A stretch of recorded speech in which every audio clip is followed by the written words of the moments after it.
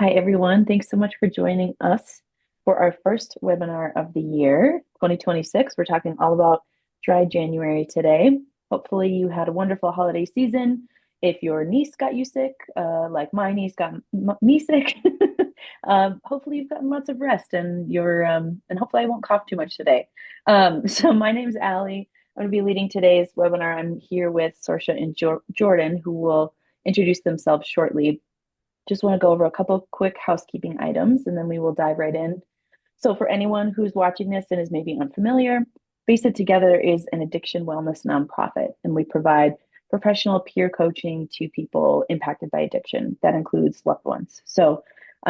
We often do that at no cost. We're really here to meet people where they're at, whether they do want to, have a goal of complete sobriety, whether they're maybe just dipping their toe, like something in dry January, or just overall evaluating their relationship with a substance like alcohol. During today's webinar, you can ask questions using the Q&A button, and you can do that anonymously if you would like. And then lastly, I always like to mention that these webinars are a benefit to our Fit at Work program, and that's where we partner with employers to provide our peer coaching as a mental health benefit to employees and their family members. That is a completely confidential mental health benefit. And so if you're watching this, maybe you've seen our materials in the break room or in some kind of onboarding packet. That means that your employer believes in this approach and they want you to be well. So if you are in need of help or have questions, please don't hesitate to reach out. So we are at January 8th today. Maybe if you're watching this recording, we're at a later date, but that's great. Thank you for being here. But we're talking about dry January, which is obviously very focused around alcohol. But I think as we all talk today, a lot of this can apply to other substances. The new year is just a great time for reflection. Lots of people have different goals related to things outside of alcohol, of course. So hopefully we'll touch on a little bit of that today. But before we really dive in, Sorsha, Jordan, I'm really trying not to clear my throat too much over here, guys. Can you do a quick introduction, let people know kind of your background, what brought you to the role of peer coach? Yeah.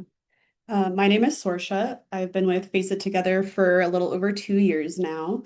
I started health and wellness coaching in 2021 and kind of landed here when I had some personal experience both as a person with addiction and a loved one of someone with addiction. So when I kind of saw this job, I was like, oh my God, an opportunity to use these experiences to help other people kind of navigate that process. And I'm just so in love with it. But Jordan. Yeah, thanks for having me on here. And my name's Jordan. I'm a coach here at Face It Together. And I actually just passed 5 years without alcohol. So I think January 2nd of 2021 was my date. So yeah, when this topic came up, I was like, well, it was a tough dry January I had that year, but then, it's a good topic and I think yeah, people can give it a try, at any stage with your drinking. It can be beneficial. But yeah, I'm excited to Yeah. talk to you guys about it today. Thank you both, and congratulations, Jordan. That's so awesome. Well, thanks. Um, from what I It went remember of by your fast. story, That's great. yeah, good, good. From what I remember of your story, and correct me if I'm wrong, um, your initial goal was not just 30 days of sobriety. Is that right? Like you kind of knew it was a bigger change than that. Well, yeah, and now thinking back on it, when I did finally quit that time, I think it was more of a long-term goal where I was like, nope, I need to quit alcohol for good. It was Yeah, really harming my health and my life. But I will say it's it's such a daunting thing sometimes yeah. when you're drinking that much that I think in the back of my mind I kind of liked that I was like, well, I'll give it a try for January, and see how it goes. I almost sort of had that as a little bit Mm-hmm. of a safety, so yeah, that's why if you are somebody who's really concerned about your alcohol use, it might be a good time to take a break and then who knows, not drinking can be addicting as well. That's what I Yeah, found. Um, yeah. See how it feels, see how it goes. I even mhm. had I talked with a coaching member of ours recently who initially for her, and I forget how long she's been sober now. I want to say maybe a year, a little over by now, but initially when she was first sober, it was kind of like to prove that she could be or to show other people like, hey, I can do this. Um, but then that became, yeah, just like you said, she just saw all this growth in other areas of her life and just decided it was what was right for her. But we're not only talking to those people today, we're talking to people who just want to give this a try. Um, so I think a good place to start maybe is just um, how do we, how can dry January, I guess, be used as kind of a moment of reflection, right? A way to understand your relationship with alcohol rather than like a, I must not drink for the month of January. It is my goal. And if I, if I drink, I have failed. And how can we get a little softer, a little more curious about just the bigger picture, I guess, that alcohol plays in our lives? Sorsha, if you want to start. Yeah, I think mindset is always a good foundation to start with, regardless of what your goals are with recovery or just kind of exploring your relationship with substances. So I like the way you put it because instead of it being like a very restrictive, like I cannot drink this entire month and making that your goal, I try to kind of go the route of more like lean into it with curiosity because it's been found even in psychology that if you're curious about something, that's what's going to make you like really dive into it and take it seriously. So if you Mm, can kind of learn to be curious about your relationship with substances, like, okay, like how difficult is this going to be for me? How much is this change going to impact my life? And knowing and kind of walking into it with the knowledge that it's something that you have to kind of give, I would say at least a month's time to be mm, able to see those impacts and to be able to figure out like, how difficult is this?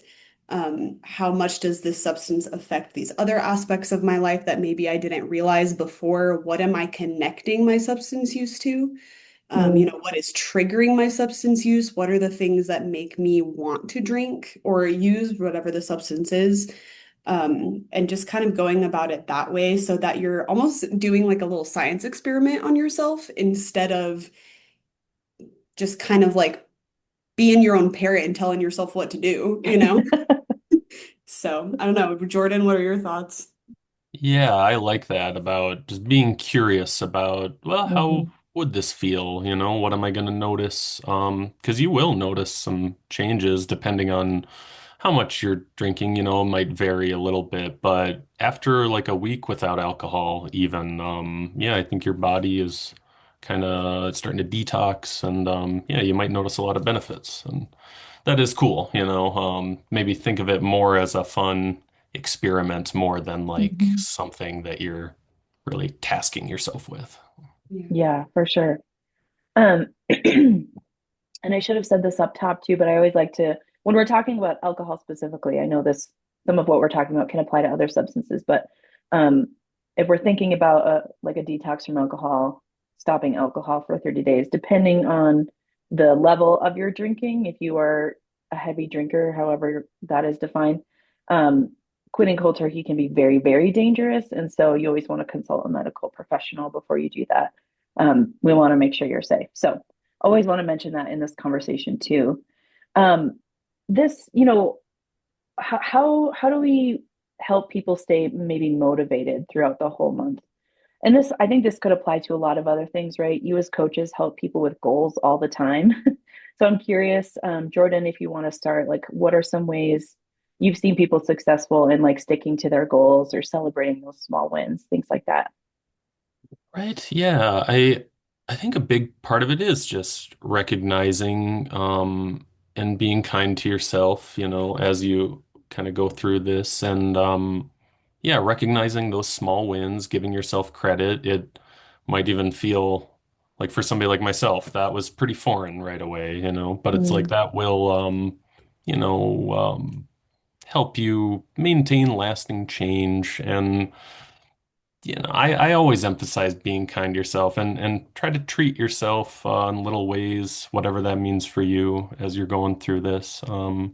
Yeah, Sorsha, do you have any thoughts on that? I'll think of some more. Yeah, no, I agree. As far as just kind of that gratitude attitude, right? Like seeing these small progressions and really acknowledging and celebrating them. Whereas a lot of people will kind of do the opposite and go down the pendulum swing with they feel like they messed up and now all of a sudden like Mhm. everything is bad, all progress is gone. Like it's almost like they can only see that. So trying to train your brain to do the opposite and see only the progress, or maybe not only, right? But focusing on the progress. Because I think that is like its own positive reinforcement when you set a goal, make a promise to yourself, even something so minuscule as, I'm going to make it one day or 1 hour or make it through this initial craving or whatever it is, because then you're kind of throwing yourself into that positive momentum to keep aiming for that, instead of getting down on yourself every time you feel like you've kind of taken a step back. So Mhm. just focus on the ahead because what is that old saying? Like you're always going to go the direction you're looking. So if you're looking forward, you're going to go forward regardless of Mm. how long it takes you. If you're looking Mhm. backward, you're going to stumble and fall and on your face because you're not looking where you're going. You know, you cannot know where you're Yeah. going if you're not looking at it. So Hmm. And Yeah. that is, that is all easier said than done, right? Because I've been learning this in my own healing journey, and um, our brains are kind of wired to focus on the negative because we're always looking for threat. Like we are mhm, always trying to figure out, if something is a threat, and so we can get really kind of stuck in that loop. And so, yeah, focusing on the positive, not always easy, but we can do our best. And there are lots of other strategies out there too, and I mean, there's a zillion and one podcasts, and however you learn best, as we're mhm, thinking about curiosity too. There's books, there's lots of different things too. yeah. Sorsha, you mentioned cravings. Do we want to talk Mhm, about cravings quickly? Are there strategies either of you recommend when someone's facing a craving? yeah.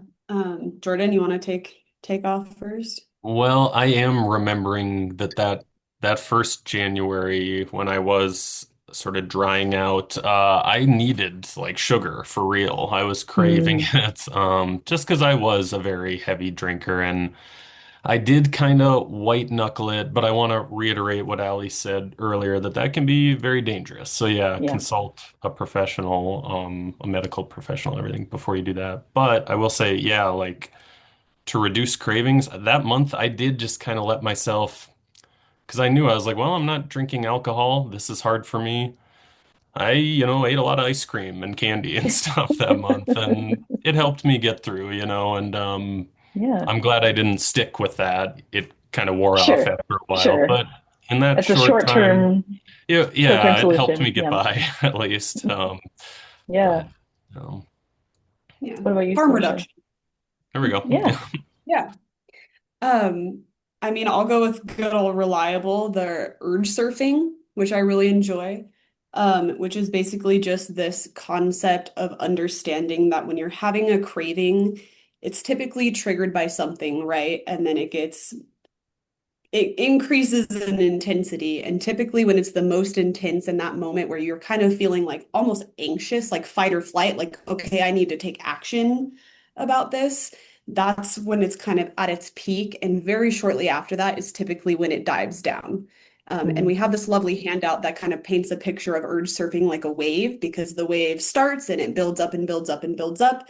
It gets to the peak, and then right after it peaks is when it crashes and goes away, right? So I really, really like that and like that analogy because so much more often than not, when I tell people this phenomenon and kind of explain it to them, they can start reframing the way they see that craving with mm, the knowledge that if you can find, an alternative, if you can distract yourself with something more positive, a lot of the times that craving will simply go away. Or if you're getting out of, the environment or the situation that's triggering you, like if you just kind of wait a certain amount of time and kind of redirect yourself, a lot of the times that craving will simply go away. Obviously, it probably won't go away forever, especially when you're kind of on the onset of detoxing and whatnot. But it's worked for many, many, many people. It worked for me. So mhm. And I think alcohol specifically, yeah, to Jordan's point, is like it's a lot about the sugar. it And so yeah, is. I've heard people say, yeah, if you're craving a drink, have a big glass of water or eat. Like it's probably sugar that your body is craving more than anything else. Um, Mhm. but yeah, what about Sorsha, I know you and I have talked about like habit stacking, but maybe we can think about the reverse of that. So we're in December. This is not a great example, but the one that just came to my mind is um we've had members who before noticed that like they really crave a beer when they're mowing the lawn. Because that's Mm. those two things always went hand in hand. So like I don't know what's the winter equivalent of that. Maybe if every Friday night they go play darts or who knows. There's lots of different Yeah, examples, but if maybe someone's kind of facing that, like, um, that just kind of that their brain is make, association between it. yeah, their brain is making that Yeah. connection. What are some other things maybe they can do in the moment, or how can they navigate that? Yeah. Well, first, as far as just kind of giving the foundation of habit stacking and kind of the reverse of Oh it, yeah. it is this idea that your brain will automatically connect kind of two actions together. So, and once it becomes a habit, you just kind of naturally go down that path. So if you're kind of trying to reverse it or put a new habit in something's place, you also got to kind of be curious about the connection and what was the initial trigger for that. So if you, like you said, if every night, every Friday night is like your night to hang out with your friends and you go out with your friends to like a dive bar and have a drink, then your brain is going to start associating Fridays probably with going and hanging out with your friends and drinking. So it's going to be hard to kind of change that around, but you can kind of put an alternative in its place. Um, whatever that looks like. And maybe that just means disrupting that pattern. So instead of going out and playing darts at the same dive bar every Friday, you take those same friends and you go to somewhere that doesn't even serve alcohol, because then you're removing access for yourself and you're disrupting the pattern. So your brain might not even think about having a drink because you're not even in the same place. It doesn't have that Mhm. initial trigger. So that's kind of what having habit stacking is and how it relates to addiction. It's just kind of noticing the things that kind of lead you down that path or turn you in the direction of drinking in this case. Hmm. Hmm. Any other thoughts there, Jordan? Yeah, I that was a lot of good stuff I heard there. And it is so important just to, and it's easier said than done, but to try to just break the habit, those associations. Like I'll give you an example with a member recently who Yeah. he's been doing great. He hasn't had a drink in I think like 3 months now. He's really feeling great. And he was a little worried over the holidays because, of course, the Mm. holidays, but specifically, there's a lot of, like college bowl games and NFL playoffs and stuff, and or whatever, the end of the NFL season. And he was worried about not being able to like have a beer while he was watching football. But then when we talked again, he was able to do it. He still enjoyed watching football. And he felt good about it, He kind of just he had to almost just do it, and it seemed like it was going to be hard, and I'm sure it was, but like once he got through it, he really he saw that okay, I can do this. I can still enjoy my hobbies without alcohol. It was a really cool thing to hear, but he did have to Yeah. like make that break and like stick to it and Yeah, and I'm sure it did help to have someone to talk to about that and even just, share your fears or anxieties around something. I think yeah. especially in the work that we do, which a lot of the work we do is focused around addiction, and so people do, have a very lofty goal of complete sobriety. Um, and maybe they are, there's a lot of history that goes with that. A lot of relationships have been impacted by that, so it can be maybe difficult for them, or they don't want to be honest about like I'm afraid I'm going to drink at this point and tell their spouse or their parent or their because that other person then is going to maybe really react and get really afraid just because of just yeah due to the nature of addiction and how scary that can be for loved ones, and not trying to ever blame loved ones for feeling that way, but that's why I think peer coaching is so awesome, because that member could come to you and say like I am, I'm worried about this, and then figure out a way to get through it. If we're, we've done many of these webinars about, navigating holiday parties, moderating alcohol. We have talked so often about, those tried and true strategies, always having a drink in your hand, not spending time near the bar, maybe if you're at a wedding, trying to stay away, being prepared for someone to ask you if you want to drink and being prepared to say no to that. So we've talked about that very extensively. Just wanted to quickly mention those strategies, but if we're thinking more broadly about like dry January and maybe the role alcohol has been filling in someone's life, whether that's, to feel more social or relaxed. Do we have any, past experiences in our lives or suggestions for other folks who are trying to navigate that? Like maybe if they are going to a work event where they know there will be alcohol, or kind of some of those social situations where maybe they're used to having something to soften that social anxiety a little bit. I don't know if you relate to that position at all, Jordan, from your story, or if you've Yeah. had members experience that. Yeah, I think because I mean, I drank for a lot of reasons, but one of them was if I thought I was going to be in a situation that would cause anxiety, it's like, yeah, I want to have a drink in my hand, and like Yeah. I can imagine, some of my members talking about like going to an office party they don't really want to go to. It's like it seems daunting to not be able to have that drink. But Hmm. and again, there is no like super easy solution, but I do think people, in my experience and from what I hear from people, is if you are able to just do it, it's just not as like, I mean, as far as how other people perceive you, it's really Mm. not that bad. I think some people are worried that they're like, well, I'll have to like explain myself, but honestly, like the way society is changing and just from what I hear anecdotally, like it's a growing thing to not Hmm. drink, and it's just A little more acceptable. yeah, and Yeah. it's getting easier by the year, I want to say. And of course everybody's different and everything, but just in general, I think like going to a party and being like, yeah, I'm not drinking, like you don't even have to explain yourself usually. Yeah. People just kind of get it nowadays, you know. So it's like sometimes just actually like doing it, is the hardest part. And then once you do it, it's like, all right, this isn't so bad. But Hmm. again, it's not as easy as I make it sound. But give it a shot and yeah, give Yeah. yourself some grace and see how it goes. Yeah. Think about it ahead of time. Maybe have a buddy or an exit strategy if you need There we go. to. Yeah, that makes perfect sense. Any other thoughts come up for you, Sorsha? Um, I guess kind of segueing off of that, something that I have seen a lot with my members that's worked a lot for them is obviously those tried and true strategies like having water, especially, or a drink that's delicious, like something that you're still excited to have in your hand and be sipping on. Um, or people offer you a drink, you can say, "Oh, I've already got one," whatever.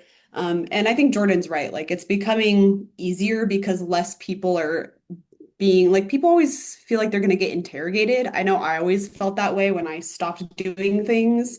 But I think Jordan's right. Like it's getting a little more, it's getting easier. But another thing that I've seen really work is just people kind of putting that expectation out there.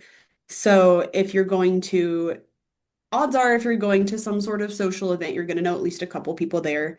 And something that a lot of my members have done that we've talked about is letting the people that you know who are kind of in your circle know like where you're at with that so that they can help you hold you accountable and not in a like restrictive way, like I'm counting all your drinks, I'm watching everything you do, but just in a way like once you voice like, hey, I'm not going to drink tonight, or I'm only going to have one drink, or once you voice something like that, you're holding yourself accountable because you're telling somebody else, and it might put a little more pressure on you. At the same time, some people really need that and really want that, and that's maybe one of the reasons they reach out to get coaching as well, because they're like, I can talk all day long, but at the end of the day, if I don't have somebody I have to go to and tell them how it went, I'm not going to stick to it.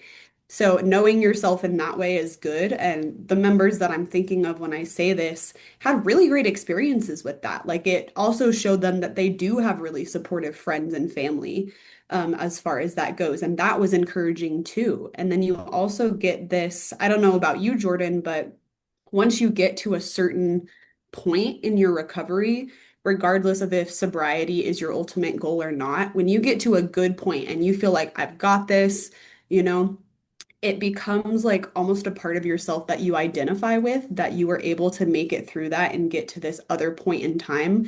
Like, I really enjoy going to parties and saying, I don't drink. I just don't. And it's almost become like um a motivator for me to be like really happy about that because I don't like alcohol. It's not my thing, you know? And it's nice to be able to say that, especially after there was a period where I was like drinking anything that you would hand me all the time, taking anything you would hand me. So it's nice to be able to identify and just kind of have lead by example and be like, I just don't need to. Like, and especially not justifying it. Like we said, I don't think you need to really anymore nowadays because it's so much more normalized to be in recovery and be sober or just simply not drink or use anything. But it's nice to have like that new piece to identify with instead of like, oh, I'm a drinker, I'm a smoker. You can be like, I'm not a drinker, I'm not a Mhm. smoker. Mhm. Yeah. Right. I think when I was drinking pretty heavily, I still wanted to quit, but I like when I was thinking down the line, I kind of assumed I'd quit, but then I wouldn't talk about it much, but drinking had become such a big part of my identity that it felt good to kind of like take myself back almost, and then now I Yeah. can proudly say it took a little while, but now I'm proud to say like, no, I don't drink. I used to, it was a problem for me, but so yeah, you never know what might come down the line. Yeah. Yeah, absolutely. All right, we're getting to the end of our time here today. I have one more question for you both. I don't see any audience questions, but if you're watching this recording, you want to reach out, please feel free to do so. Um, so as the month comes to the end, if we are thinking about the stereotypical dry January, um, what's our invitation for people? How can they kind of thoughtfully decide what they want their relationship with alcohol to look like? If they decide to continue drinking, if they kind of go back to drinking but moderate a little bit, like what do we want to say to folks who are making that transition? You first. Well, I was at least before we ran out of time here, I maybe was going to give a little plug to a book that I had kind of forgot Oh, about, but then please leading up do. to this webinar, yeah, I was like, oh, that book is perfect for this. So I wish I should unblur my background here. Yeah, it's called The Alcohol Hmm. Experiment, actually, speaking of Hmm. experiment, but it is just kind of it's basically like a 30-day guide to Yeah. if you want to quit alcohol. And I like it because it's very non-judgmental, it's coming from a good place. Annie Grace is the author who she has a couple of books about addiction and she has a podcast and stuff, but Hmm. it's a cool book because, if it kind of like walks you through the days and it tells you I don't know, I just wanted to give it a plug before we ran out of Yeah, time. And of yeah, course. and also I sometimes get hung up on labels and stuff a little weirdly, but it's like, hey, if you missed dry January, make it a dry February, or a dry Yeah. March or whenever you're ready, just give it a try and you really might like the results. So Hmm. Yeah, absolutely. Yeah, for sure. I guess kind of segueing off of that, one, love that book. I have multiple members who have used it and they also love that book. oh, no. Um, but I think that also just goes back to the whole like, this is not something that is going to like ruin your entire life if you don't make it through January dry, Mm, one. And also, again, using it as an experience to get to know yourself rather than this like ultimate task that you have to do. So that when you look back on it, and it's super awesome if you have a book like that or some sort of journal that you can do, just something to kind of keep track of anything that you might notice about yourself during that month. so that you can reflect back at the end and look at it and say like, okay, like where did I really, really struggle with this? Mm, What was a lot easier than I thought it would be? Because, especially with alcohol, and as you gave the disclaimer that it can be very dangerous depending on the consistency and intensity of your use. I've had multiple members who were straight up like, I'm gonna have to go to the hospital. Like, I'm terrified. And mm, then they made it through, no medicine, no help, no anything. Again, consult your professional and depending on how yeah. you feel about that. But I had so many people who actually were like, it's actually way easier than I thought it would be. I just had this such bad anticipation anxiety because of all of the Mm, horror stories that I've read on the internet that I talked myself out of it because of that. But I think once you get to a certain point, and whether you got the full month, a week, a day, whatever it is, I would imagine that is progress, and you need to celebrate that win for one. But really notice like what where your mind was at also, I think, mm, because I think that will tell you really foundationally like what you might need in order to make that lifestyle change successful. mhm. And So, that is part of the beauty of these challenges, right? The dry Januaries, the sober Octobers, because I think it does allow people to kind of dip their toe and like treat it as an experiment, a thing to try, see how it goes, right? Without having to commit to maybe lifelong sobriety or go to a 12-step meeting or whatever that is. Nothing wrong with either of those things, but they're not for everybody. So yeah. thank you both, Jordan and Sorsha, for the conversation today. Thanks everyone for joining us, whether live or via the recording. If you have any questions for us, maybe you'd like to visit with a coach, please visit wefaceit.org. We've got a big green button in the corner. You can't miss it. It says get started. That's the best way to reach out, get started in coaching, meet with one of these lovely folks, and hopefully we can help you along your journey. So thank you again. Thank you, everybody. Yeah, thanks. Happy